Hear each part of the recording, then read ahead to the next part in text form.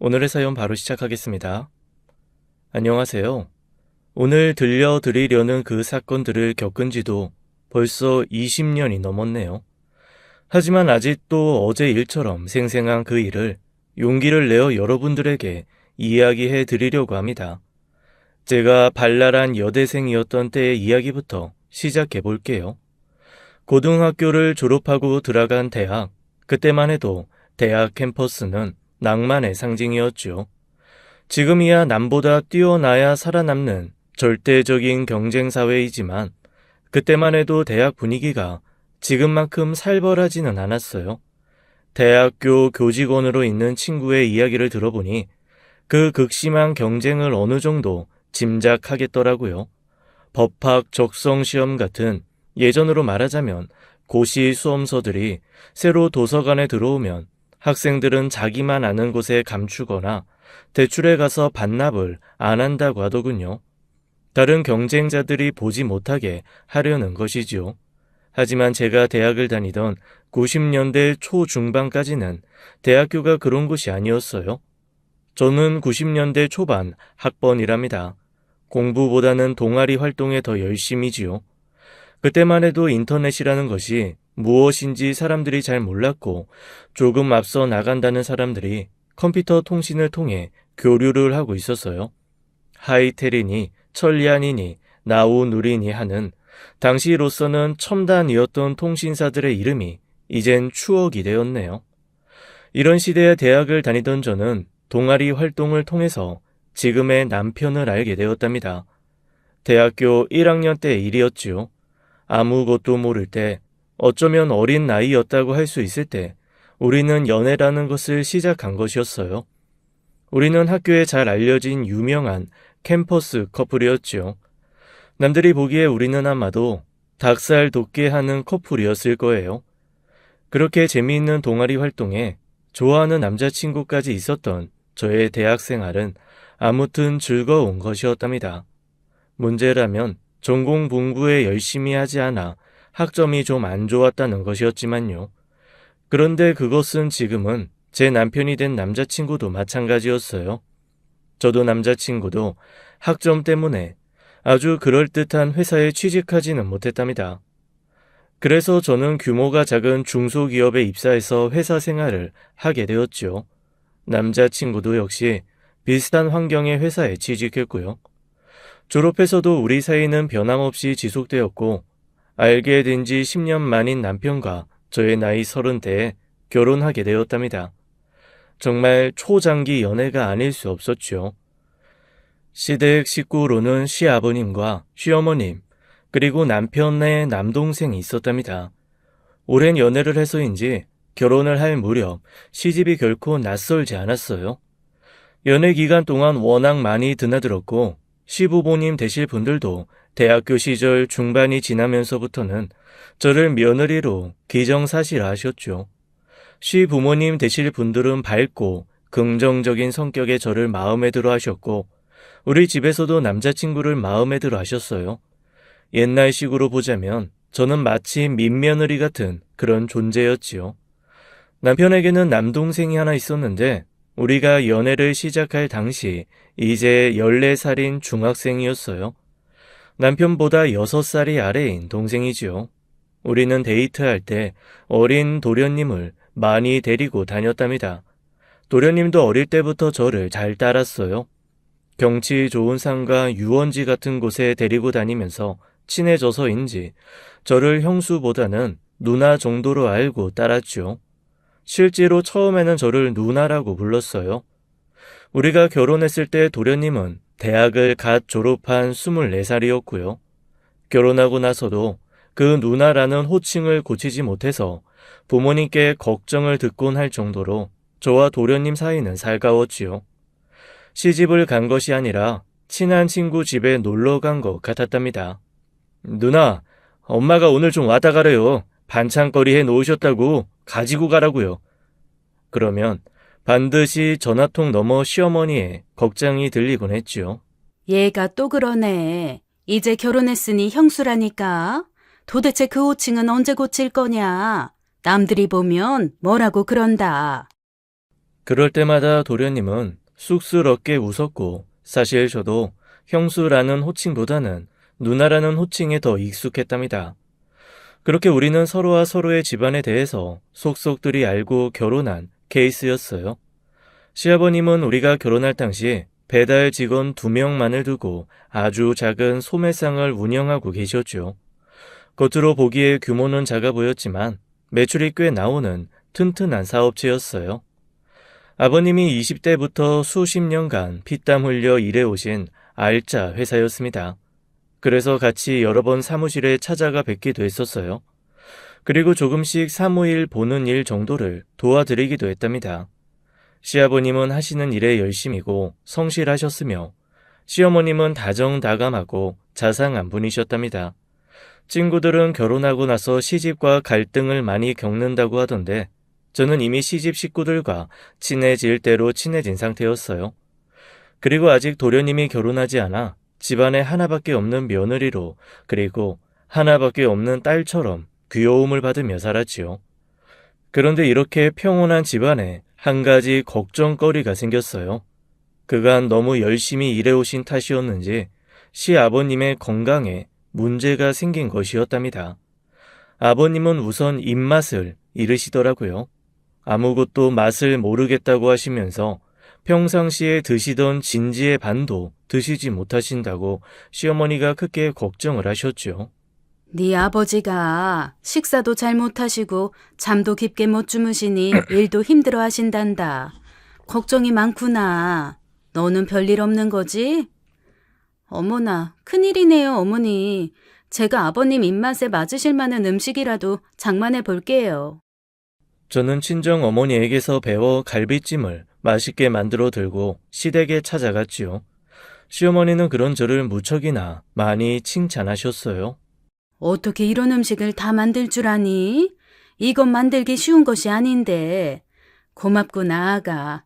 네 아버지 상에 오늘 올려봐야겠다. 칭찬에 기분이 좋았지만 아버님이 맛있게 드실지 걱정도 되었답니다. 어머님의 정갈에 의하면 전보다는 조금 맛있게 식사를 하셨지만 편찮아지시기 전만큼은 못한다는 것이었어요. 그래도 조금이라도 식사를 맛있게 하셨다니 다행이다 싶었답니다. 그런데 아버님의 건강은 날이 갈수록 안 좋아지셨어요. 병원에서 정밀 검사를 받으신 결과 간 수치가 정말 안 좋게 나왔죠. 그간 쉽게 피곤해하셨고 입맛을 잃으셨던 원인이 간이 안 좋아서 그랬다는 것이었어요. 저는 친정 엄마에게 자문을 얻어 정성 들여 만든 간의 회복에 좋다는 음식이나마 부지런히 시댁으로 날랐지요. 남편도 저도 큰 수입이 있는 사람들은 아니었지만 시아버님께 도움이 될 만한 보약도 자주 쥐어드리곤 했답니다. 그래도 아버님의 건강은 좋아질 기미가 보이지 않았어요. 그리고 식구들이 아무리 말려도 아버님은 일을 손에서 놓지 않으셨죠. 제가 퇴근 후에 집으로 가지 않고 시댁에 먼저 들리게 된 어느 날이었어요. 아버님 때문에 걱정이 많으신 시어머님을 위로해드리기 위해서였죠. 어머님과 이런저런 걱정을 나누고 있는데 전화벨이 요란하게 울렸답니다. 제가 전화를 받았죠. 큰일 났어요. 사장님이 갑자기 쓰러지셔서 저희가 119를 불러서 병원으로 모셨어요. 아직 의식이 없으세요. 얼른 병원으로 오셔야겠어요. 결국은 아버님이 회사에서 쓰러지신 것이었어요. 저와 어머니는 황망하게 병원으로 달려갔고 그때까지도 시아버님은 의식을 되찾지 못하고 계셨답니다. 이어서 남편과 도련님이 병원으로 뛰어왔지요. 아버님은 그렇게 하루를 더 의식 없이 지내신 다음에 간신히 깨어나셨답니다. 깨어나시긴 했지만 예전만큼 활기 넘치는 모습은 아니셨어요. 아무래도 내가 더 이상 회사 운영하지 못할 것 같다. 병훈이 네가 지금 다니는 회사 그만두고 사업 맡아라. 아버지, 제가 크게 자신은 없지만 어쨌든 하시던 사업은 누군가 운영을 해야 하니 말씀대로 제가 해볼게요. 아버지는 건강을 되찾으시는 일에만 신경 쓰세요. 우선 제 힘으로 최선을 다해 운영해 볼 테니까요.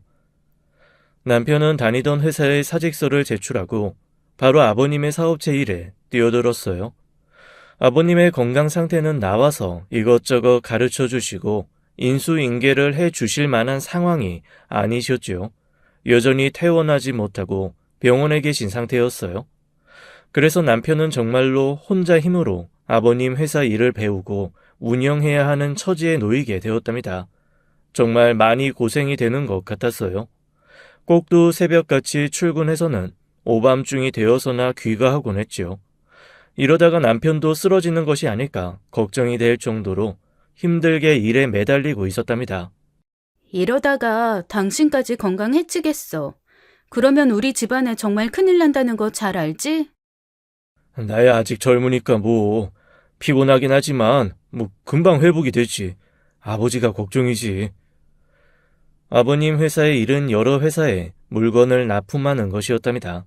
작은 물건들을 납품하는 곳이 아니라 지게차를 사용해서 큰 트럭에 물건을 실어 납품을 하는 노동 강도가 센 곳이었죠. 배달기사 2명은 이 회사에서 잔뼈가 굵었다고 할 정도로 경험이 많은 사람들이었어요. 납품도 많았고 무거운 물건을 다루는 위험한 일이었지만 훌륭하게 일을 해주는 이 배달기사들 2명 덕분에 남편은 처음이지만 회사를 그럭저럭 운영할 수 있었답니다. 그런데 이런 것을 엎친 데 덮친다고 하는 거겠죠. 그 배달 직원 중 한 명이 일을 하던 중에 지게차 후진에 다치는 사고가 일어났어요. 전치 16주가 나올 만큼 큰 부상을 당했다고 남편이 그러더군요. 병원에 가신 시아버지의 걱정도 대단하셨죠. 그 기사는 어리다고 할 때부터 내가 데리고 있었던 사람이다. 내가 키우다시피 한 아이야. 당장 회사 운영 문제도 문제지만 이 사람이 상하는 사고가 내 회사에서 났다니 불길하다. 그런 경력 사원은 어디서 찾기도 힘들 텐데 정말 큰일이로구나. 아버님 말씀대로 회사 일은 신입 배달 사원이 들어온다고 곧바로 잘할 수 있는 것이 아니라 경험이 필요한 일이었어요. 그래서 다친 배달 기사를 대신할 사람을 찾기가 어려웠답니다. 그나마 다행인 것은 나머지 한 명도 경험이 많은 사람이라서 남편을 잘 도와줄 수 있다는 것이었죠. 그렇지만 셋이 하던 일을 둘이 하게 되었으니 남편이 더 힘들어지게 된 것은 당연했어요. 배달 직원이 입원을 했기에 남편은 배달 일에까지 관여하면서 회사를 운영하고 있었답니다. 무슨 별 보기 운동도 아니고 별을 보고 출근해서 별을 보고 퇴근하는 남편의 일상이 이어졌어요. 일로 피곤한 남편은 귀가에서는 골아떨어지기 바빴고요. 저는 날이 갈수록 남편이 걱정되었답니다. 회사에서 저녁은 제대로 먹었어? 어지간히 피곤해 보이네. 이걸 어떡하면 좋지? 당장 어디서 경력이 있는 사람을 데려오기도 어렵고 말이야.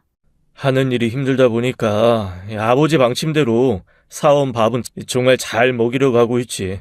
그래서 나도 잘 먹고 있으니까 너무 걱정하지 마.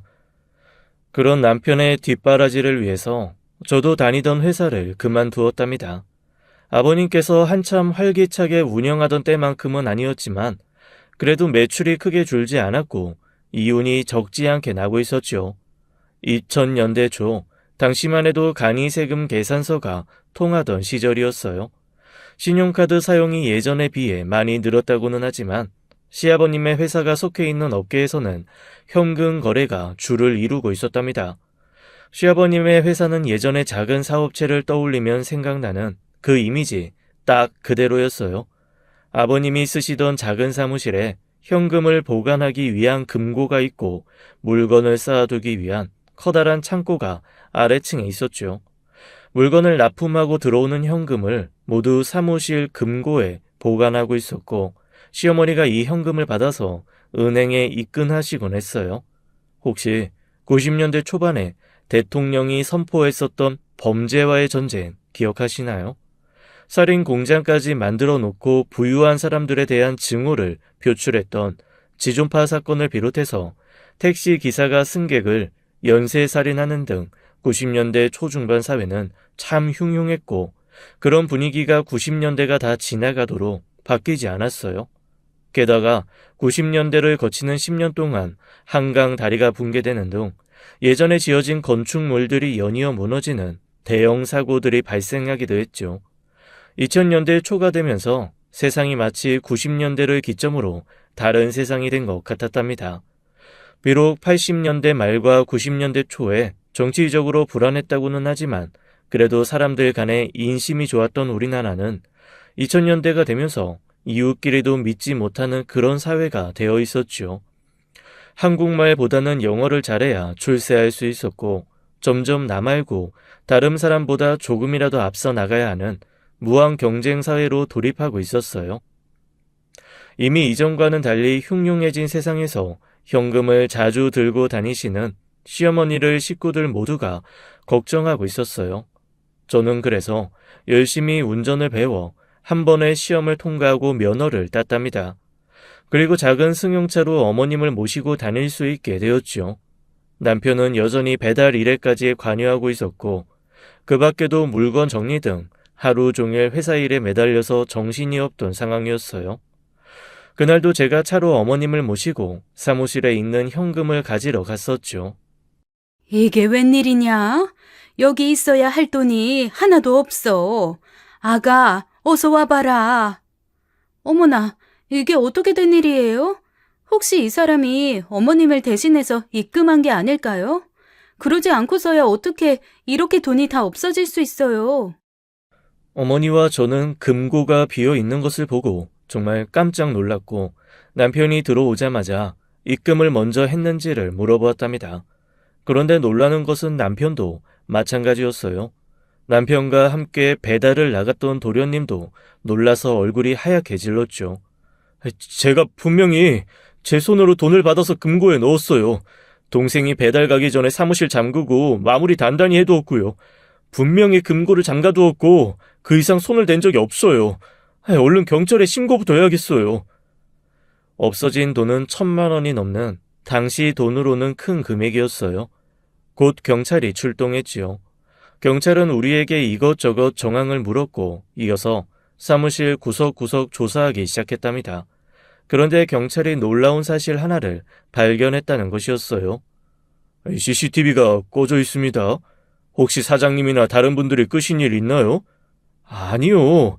현금이 많이 왔다 갔다 하는 곳이라 CCTV 설치했는데 그걸 끌 리가 있나요? 아무도 손댄 사람 없어요. 참 이상한 일이었어요. 남편 말대로 일부러 설치해 놓은 CCTV가 꺼져 있다는 것이 도저히 설명되지 않았답니다. 경찰은 그렇게 사무실에서 CCTV가 꺼져 있다는 사실 하나만을 확인하고 더 조사를 해보겠다고 말하고는 돌아갔죠. 경찰의 수사 과정에서 하나 남은 배달기사가 용의 선상에 올랐나 봐요. 사실 어머니나 저는 그 CCTV의 위치도 정확히 몰랐답니다. 그런데 우리 시어머니가 우선 그 배달기사를 의심하셨다지요. 네 남편하고 작은 애, 그리고 그 직원 중 하나라는 말인데 네 남편이나 작은 애일 리는 없으니 그 기사가 틀림없다. 그러나 그 배달기사가 정직하게 오랫동안 일해온 사람이라는 것은 누구나 알고 있는 사실이었죠. 사무실에 현금에 손을 대려고 마음을 먹었다면 지금까지 얼마든지 기회가 있었을 그런 사람이었어요. 그런데 그런 사고는 단 한 차례도 단 한 푼에 대해서도 일어난 적이 없었죠. 어머님은 결국 이런 심중을 경찰에 말씀하시고 말았어요. 아버님이 쓰러지셔서 계속 병원에 계셨기 때문에 심리적으로 많이 약해진 상태에 계셨던 어머님이 그만 정확한 증거도 없이 실수를 저지르신 것이었죠. 저 기사님, 그날 저하고 같이 하루 종일 납품처 돌아다녔어요. 사무실은 동생이 잘 담가두었고 정 기사일 수가 없습니다. 그리고 그런 알리바이가 없다고 하더라도 그럴 사람 절대로 아니에요. 남편이 경찰에서 그 배달기사에게 정확한 알리바이가 있다고 진술했어요.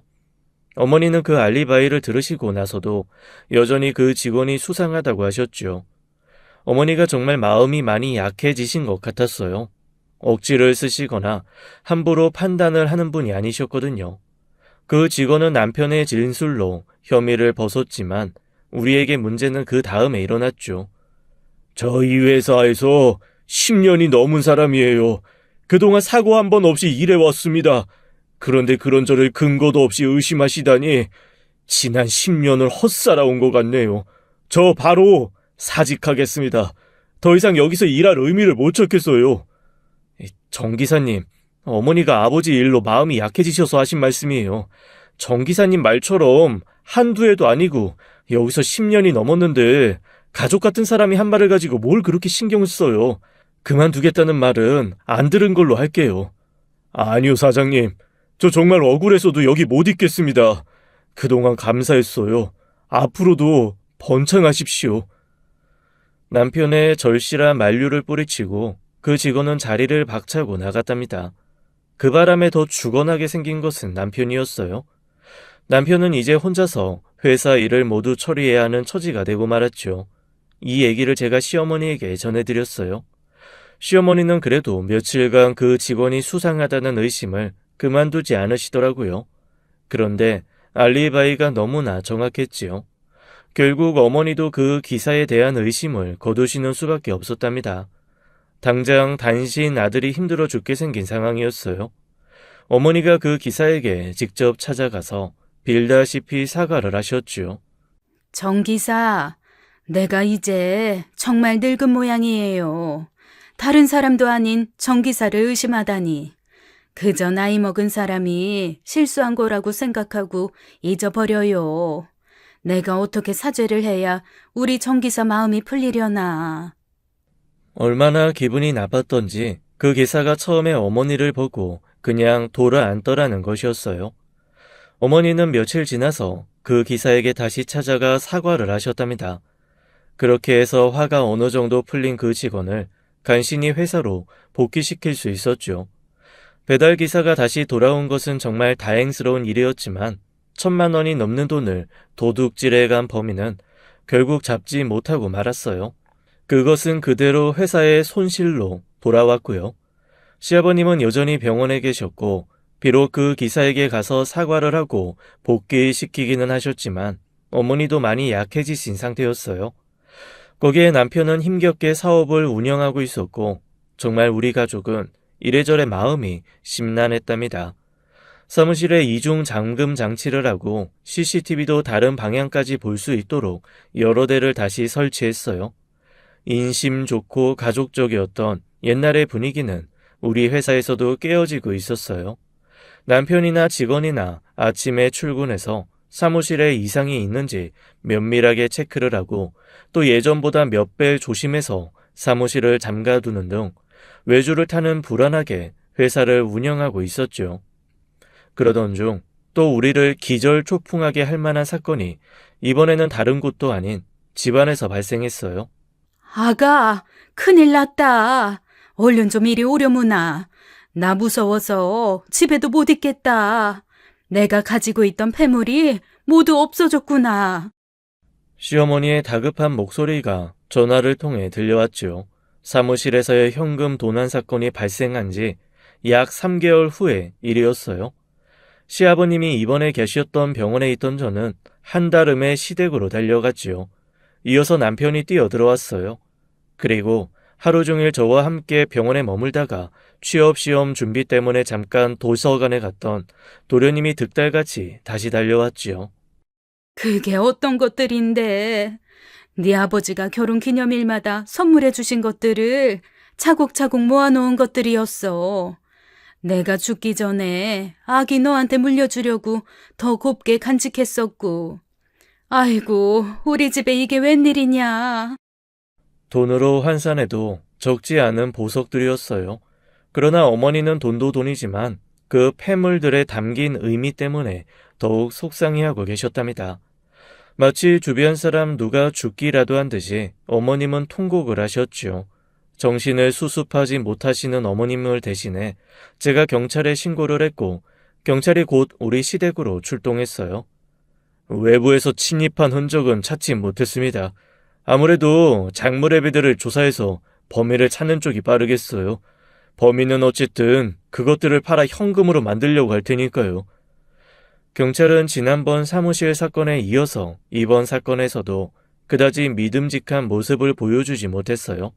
장물아비들을 조사하겠다는 경찰 쪽에서 한참이 지나도록 범인을 잡았다는 연락이 없었죠.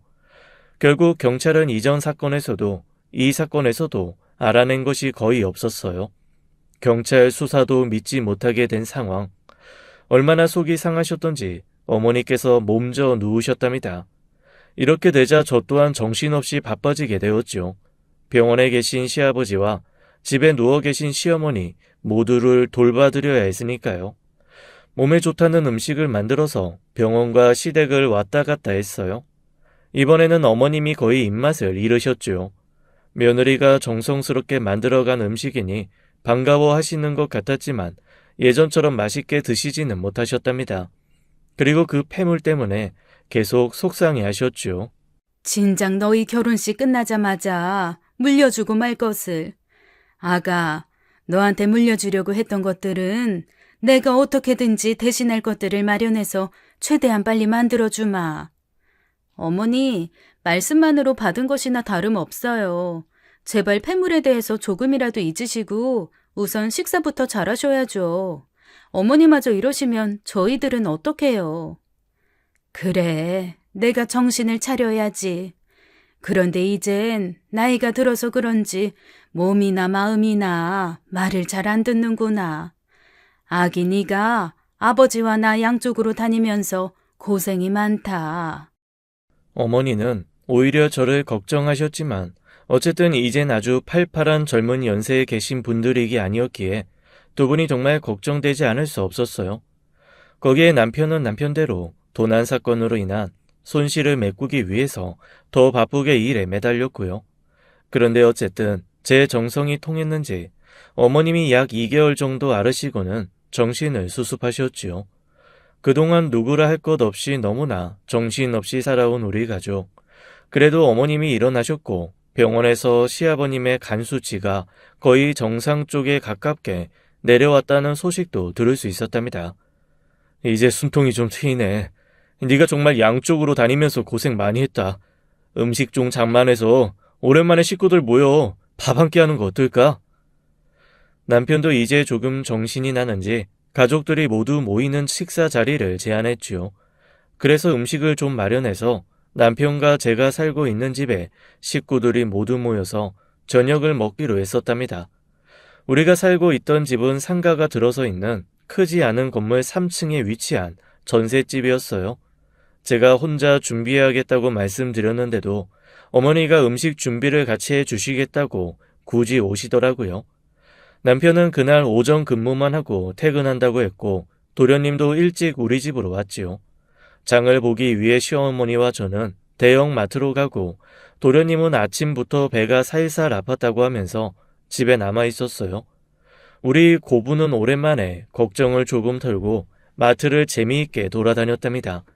장을 보면서 식당가에서 가볍게 군것질을 하기도 했어요. 남들이 보기에 고부간이 아니라 딸과 어머니 같았을 거예요. 네 아버지께도 좋은 음식 만들어서 가져다 드리자꾸나. 어쨌든 네 아버지가 빨리 퇴원하셔야 아기 너도 고생이 덜 되지. 제 고생이 문제가 아니죠, 어머니. 아버님 좋아하시는 음식은 제가 따로 나중에 새로 장만할게요. 오늘은 우리 식구 먹을 거 많이 준비해서 맛있게 먹어요, 어머니. 그렇게 약 2시간 정도 되는 시간 동안 이것저것 장을 보고 집으로 돌아왔죠. 그런데 집으로 돌아와서 안으로 들어간 저는 그만 손에 들고 있던 것을 바닥에 떨어뜨릴 정도로 놀랐답니다. 장은 본 물건들이 흩어져 바닥에 굴렀지만 그런 것에 신경을 쓸 상황이 아니었어요. 제 입에서 저절로 비명이 나왔죠.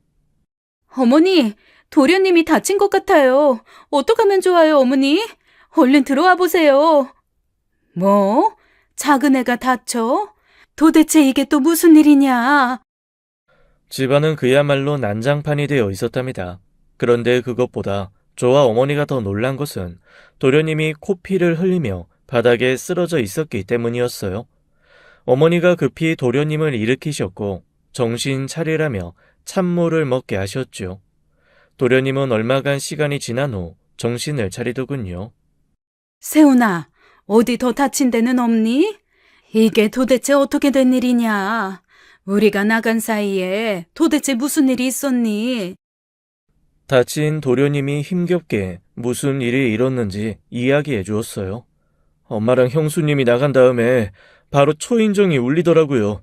저는 엄마랑 형수가 자동차 키라도 집에 두고 갔나 보다 했어요. 그래서 일단 누구냐고 물었는데 택배 기사라고 하더라고요. 그런데 문을 열어주자마자 어떤 남자가 저를 둔기로 때렸어요. 자세히 볼 틈도 없었지만 마스크에 모자를 써서 알아볼 수도 없었고요. 이만하기가 정말 다행이라고 할 정도로 위험한 상황이었더라고요. 도련님이 막 정신을 차릴 무렵에 남편이 퇴근해서 집에 도착했고 동생이 다친 모습을 보고는 놀라서 바로 119를 불렀어요. 도련님이 119 구급차를 타고 병원으로 이송되었죠.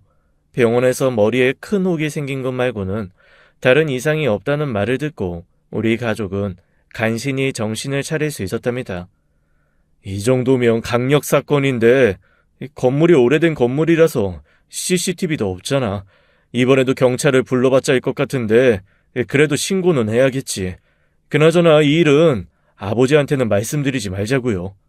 나는 아무래도 이러다가 심장병으로 네 아버지보다 먼저 죽겠다. 푸닥거리라도 해야지. 이거 어디 살겠니? 시어머니의 입에서 푸닥거리라도 해야겠다는 말씀이 나올 만큼 우리 가족을 둘러싼 사건, 사고가 연이어 일어나고 있었어요. 식사를 같이 하기로 한 계획은 무산되었고 도련님과 같이 병원에 갔다가 집에 다시 돌아온 저와 남편은 사람이 다친 사건이 발생했다고 경찰에 신고부터 하고 없어진 물건이 있는지 찾아보기 시작했어요. 도둑이 구석구석을 다 뒤진 것 같더라고요. 어머, 이걸 어떡하면 좋아. 결혼할 때 했던 예물이랑 금부치가 다 없어졌어. 다이아가 자그마치 1kg인데 아무리 찾아도 없어. 뭐라고? 그거 엄마가 고르고 골라서 좋은 물건 찾아주신 건데 왜 우리 주변에 자꾸 이런 일이 생기는지 알다가도 모르겠네. 이 난장판 속에서 결국 우리는 제 금붙이 몇 개가 없어진 것을 알게 되었죠. 남편의 말처럼 제가 결혼 예물로 받은 다이아는 어머니가 여기저기 발품을 파셔서 질 좋은 물건으로 특별히 마련해 주신 소중한 것이었답니다. 돈 가치도 가치이지만 의미가 큰 물건이었어요. 저도 많이 속이 상했답니다. 폐물을 잃고 알아놓으신 어머님이 정말 이해가 되더라고요. 저도 너무나 속이 상해서 이것저것 다 손 놓고 누워버리고 싶었으니까요. 경찰은 이번에도 출동은 했지만 CCTV가 없어서 범인을 잡기가 쉽지 않을 것이라고 하면서 별다른 성과를 보여주지 못했어요. 거기다가 M1 아래층 상가에 근무하는 청년들이나 의심해서 쓸데없이 이웃들 간에 빈정이나 상하게 만들어버렸죠. 도대체 새댁이 우리에 대해서 뭐라고 했길래 경찰이 우리를 의심하는 거예요. 정말 많이 섭섭하네요. 그 집에 뭐가 있는지 우리가 알 게 뭐예요. 여기 근무하는 이 사람들 그럴 일 벌일 사람들 아니에요. 제가 경찰에 그런 말을 한 게 아니고요. 경찰이 그저 수사하는 과정에서 여기저기 찔러본 것 같아요. 마음 푸세요, 사장님. 저하고 우리 남편은 절대 우리 건물 안에 있는 사람 의심 안 해요. 이런 제 설명에도 상가 상인들은 기분을 풀지 않더라고요. 저라도 쉽게 기분이 풀리지 않을 일이었죠. 몇 번 더 빌다시피 사과를 했어요. 그러면서 경찰이 더 원망되기 시작하더라고요. 약 반년 동안 연속해서 3번이나 일어난 도난 사건, 그리고 그때마다 무능한 모습을 보여온 경찰의 남편이 화가 잔뜩 난 것 같았어요. 정말 90년대 신문 만평에 나왔던 내용 하나가 기억나는 대목이었죠.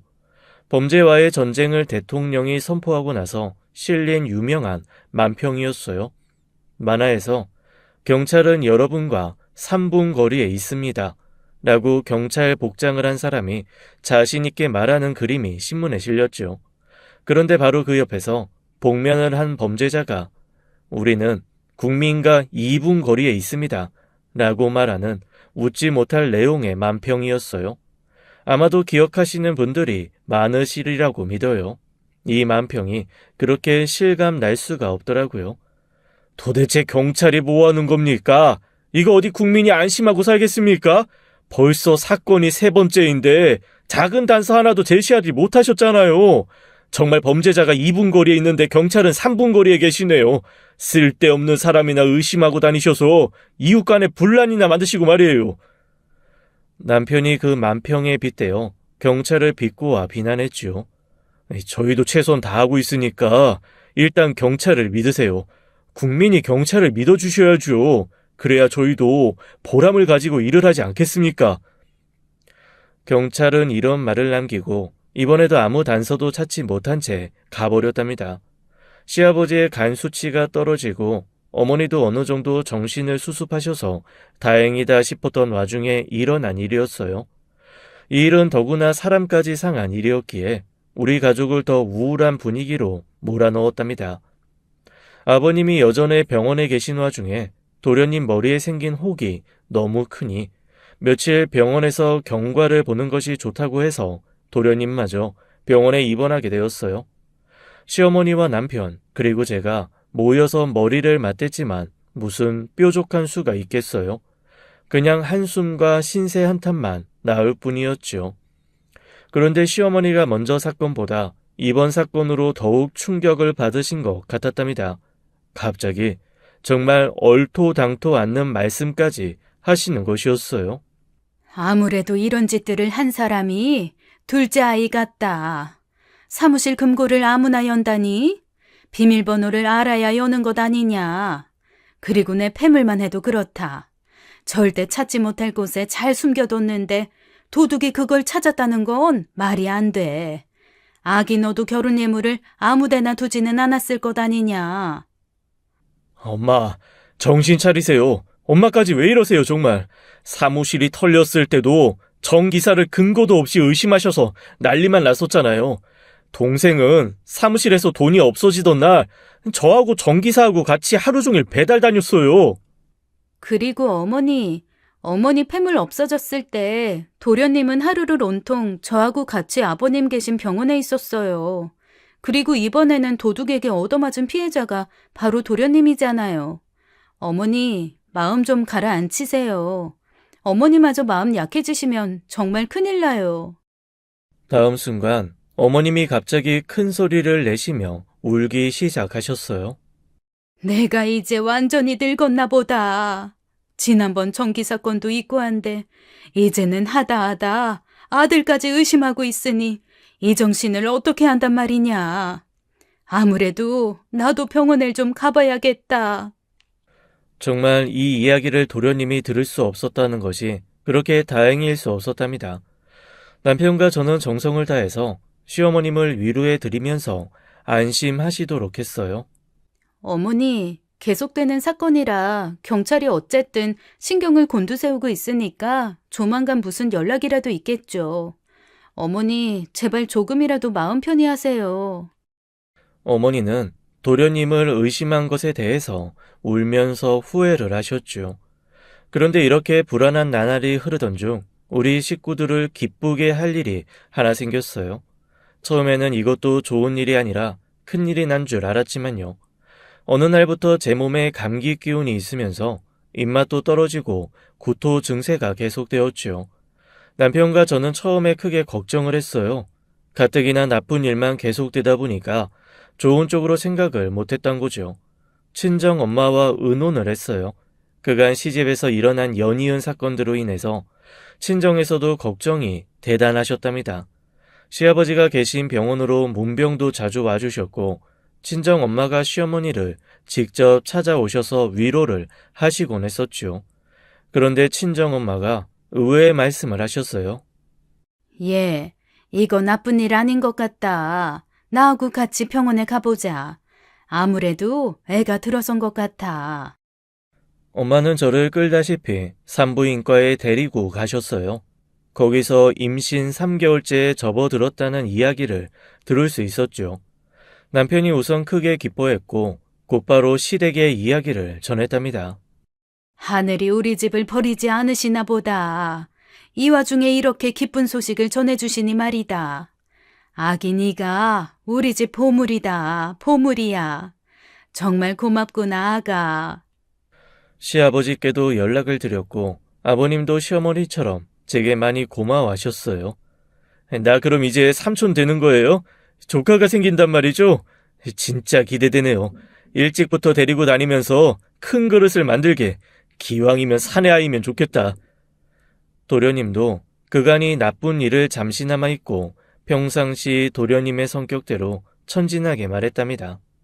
그게 무슨 말이냐? 딸이든 아들이든 상관없어. 그저 건강하게만 낳으면 된다, 아가. 너는 이제부터 네 아버지 일도 내 일도 신경 쓰지 말고 오직 건강하게 애 낳을 생각만 하거라. 먹고 싶은 것 있으면 언제든지 말해.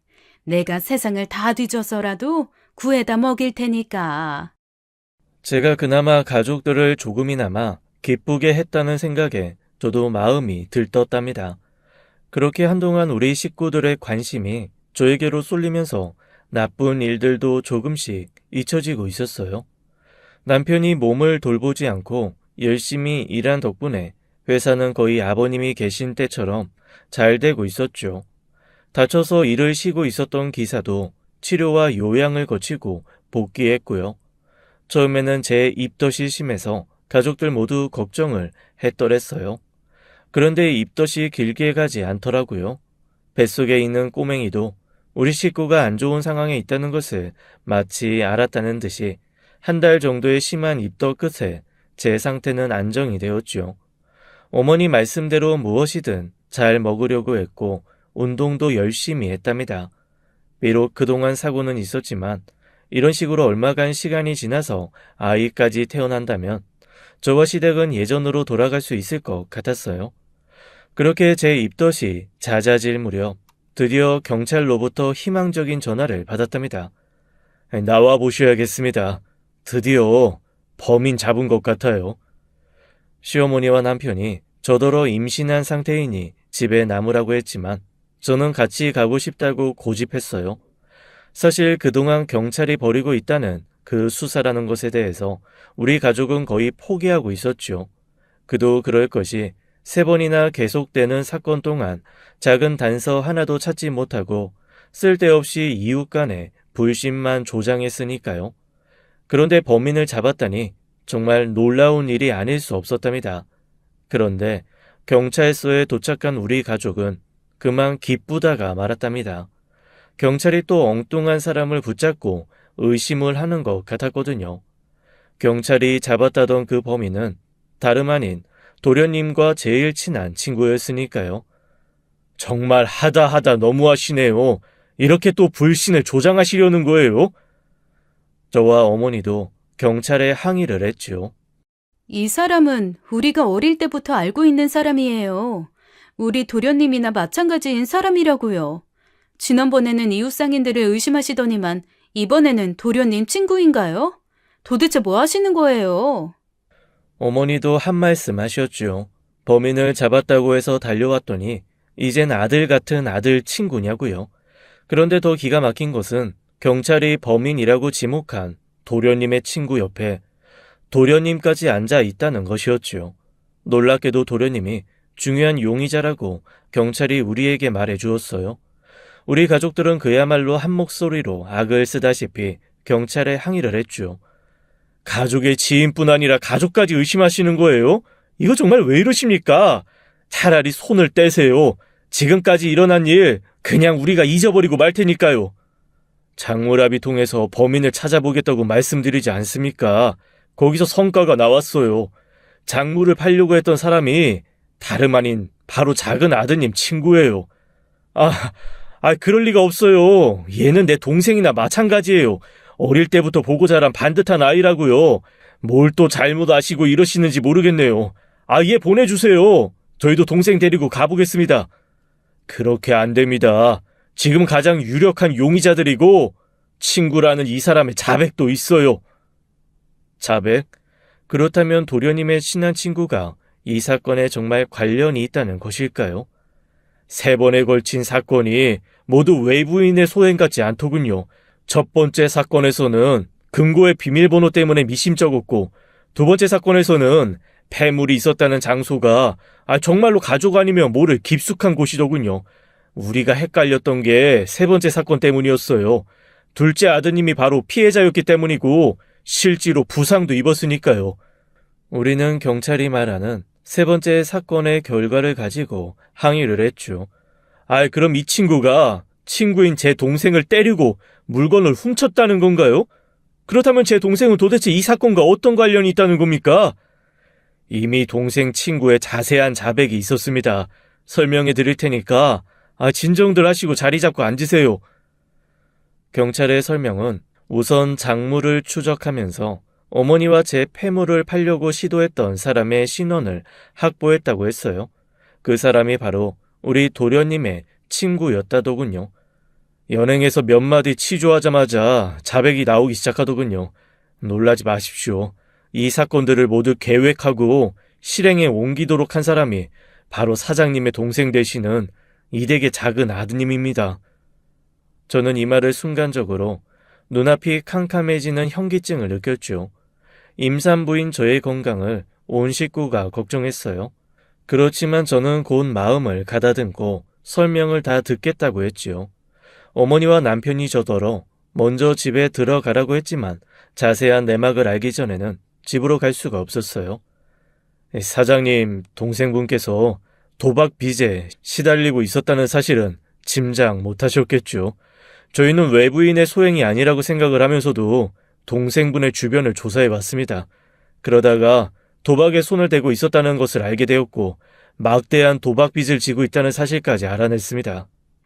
취업 준비를 한다고 도서관에서 밤을 새고 안 들어오는 날이 꽤 있었는데 그렇다면 이게 그래서?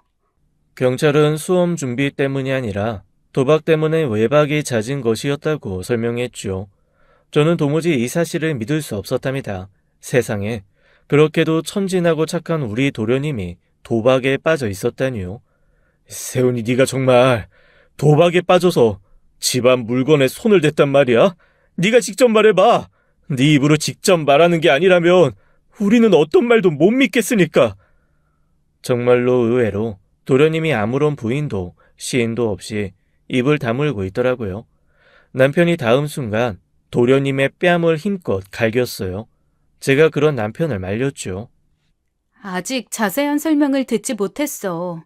친구가 자백했다는 말만 들었고 도련님은 아직 아무 말도 안 했잖아.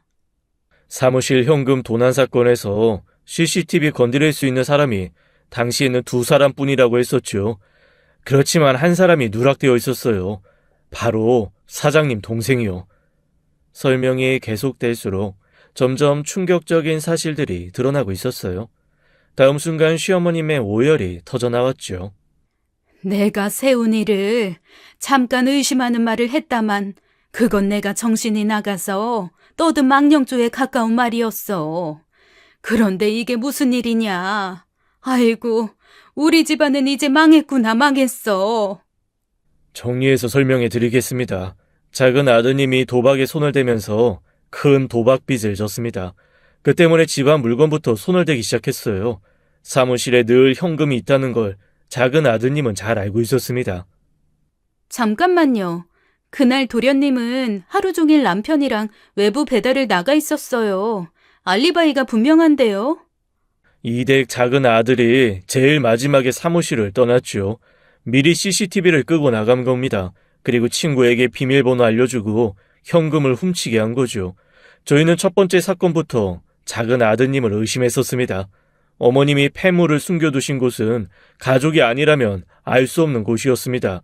역시 작은 아드님이 장소를 알려주었고 친구가 물건을 훔쳤죠. 세 번째 사건에 대해서도 경찰의 설명을 들을 수 있었죠. 그 사건은 우선 식구들이나 경찰이 도련님을 의심할 수도 있다는 생각에 자신을 피해자로 만든 자작극이었다는 설명이었어요. 그렇게 의심을 피하기 위한 자작극인 동시에 제 폐물을 훔치기 위한 치밀한 계획이었다는 것이었죠. 도련님도 체념하고 범행을 인정하는 자백을 했다더군요. 저와 어머니는 거의 자리에서 일어나지 못할 지경으로 힘을 잃었고 남편이 양손으로 간신히 저와 어머니를 부축했죠. 어머님이 특히 걱정되었어요. 계속 우시면서 헛소리까지 하고 계셨거든요. 아니다. 생각해보니 폐물을 내가 다른 데다 치운 것 같구나. 병훈이 네가 가서 경찰분들께 다시 말씀드려라. 내가 착각을 했다고 말이다. 아버님께 이 사실은 당분간 절대 비밀이었어요. 간신히 건강을 회복하고 계시는 중인데 이 사실을 알게 되신다면 어떻게 되실지 짐작할 수 없었지요. 하지만 언제까지 이것을 비밀로 할 수 있을까요? 어머니는 집에 오셔서까지 계속 눈물을 그치지 못하셨지요. 그동안 강력하게 도련님을 감싸고 돌던 제 눈에서도 이제 눈물이 흘렀어요. 어머니와 저는 서로를 붙잡고 한참을 울었답니다. 경찰은 도련님이 도박에 손을 댔으며 여러 번에 걸쳐서 범죄를 저지르는 등 죄질이 좋지 않다고 생각했고 따라서 구속영장을 신청했어요. 구속이 결정되었지요. 정신을 차리시지 못하는 어머니를 대신해서 제가 도련님의 면회를 다녔답니다. 도련님은 대부분의 면회 시간 동안 제 눈을 피하며 아무 말도 하지 못하고 울기만 했어요. 곧 재판이 시작되었지요. 어머님이 재판부에 보낼 긴 탄원서를 쓰셨답니다. 이 모든 일이 자식을 잘못 키운 어머니 자신의 잘못이라고 하시면서 아들에 대한 선처를 청하셨죠. 우리도 열심히 도련님의 성장 과정 등을 적어서 재판부에 제출했어요. 착하게 자란 사람이 한때의 잘못으로 도박에 손을 대서 생긴 일이다. 사람은 누구나 실수하는 것이며 지금 많이 반성하고 있다. 이런 요지의 글이었지요. 도련님 자신도 또한 그간의 일에 대해 뉘우치고 있다는 반성문을 정성껏 써서 재판부에 제출했답니다. 조금이나마 선처해 주시면 사회를 위해 봉사하며 살겠다고도 했죠. 결국 여러 사람의 탄원에다가 본인 스스로가 깊이 뉘우치고 있다는 점이 인정되어 징역 6월에 집행유예 1년을 선고받게 되었어요. 처음에 사무실에서 가져간 현금 1,000만 원은 이미 도박 빚에 충당이 되었고 아직 팔지 못하고 있던 어머니와 제 패물은 되찾게 되었답니다. 세훈이 네가 어떻게 이럴 수가 있단 말이야. 지금부터라도 바르게 살아야 네 죄값을 마저 치르는 것이 될 게다. 다시 한번 도박에 손을 대거나 나쁜 일을 벌이는 날이면 다시는 우리 볼 생각하지 말어. 그렇게 되면 호적에서 아주 파버릴 거야. 도련님은 석방된 후 시아버님의 회사에서 배달기사로 성실하게 일했답니다. 그 1,000만 원을 갚기 위해서 자진해서 월급도 없이 일하겠다고 했다지요. 따끔하게 혼이 나고 정신을 차린 것 같더라고요. 아버님의 회사는 그 이후에도 계속 남편이 운영했어요. 그런 사건이 있은 후부터 20년이라는 세월이 흘렀지요. 도련님은 그동안 결혼도 했고 훔친 만큼의 일을 다 하고 나서도 회사에 남아 아직도 열심히 일하고 있답니다. 물론 다시는 도박에 손을 대거나 나쁜 일을 하지 않고 착실하게 살고 있는 중이고요. 시아버지는 이후 쾌유하셨고 건강에 아주 조심하셔서 연세가 드신 지금도 아주 정정하시지요. 시어머니도 정정하셔서 두 분은 여유롭게 노년을 즐기고 계신답니다. 잘 해결되었지만 어쨌든 어려운 일이 많았던 지난 20년간이었어요. 이 모든 어려움을 헤쳐나가는데 가장 중요하게 작용했던 것은 무엇보다도 우리 가족 간의 끈끈한 정이었어요. 제가 어리다고 할 만한 나이에 남편을 만나게 되면서 일찍 가족 대열에 합류했었지요. 그래서 우리 가족은 그 흔한 며느리와 시집의 갈등 같은 것도 모르고 지냈어요. 그렇게 서로를 믿고 의지했던 가족들이 마음을 모았기에 어려운 일들을 극복할 수 있었다고 저는 생각하고 있답니다. 그리고 이제 우리 아들이 우리 부부가 처음 만났던 나이인 20살이 되었어요. 우리 아들이 또 우리처럼 일찍이 집으로 데려올 아이를 점찍어 두었는지 모를 일이지요. 그럴 일에 대해서 시아버님과 어머님은 처음에 저를 맞이하듯 반가워해 주실 거예요. 그리고 우리 부부 역시 대환영이랍니다. 지금까지 20년 전에 우리 가족을 힘들게 했던 사건들에 대해서 말씀드렸어요. 지금이니까 이렇게 담담하게 전해드릴 수 있는 것이겠죠. 아직도 생각하면 가슴이 먹먹하지만 이제 완전히 잊으려고 노력 중이에요.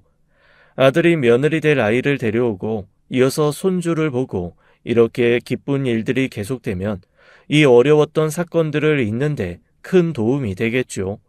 우리 가족은 앞으로도 예전처럼 살갑게 살아갈 것이랍니다. 지금까지 사연 들어주셔서 감사합니다. 지금까지 사연 읽어주는 남녀였습니다. 끝까지 함께 해주신 여러분 감사드리며 저희는 다음 사연으로 돌아올게요. 감사합니다.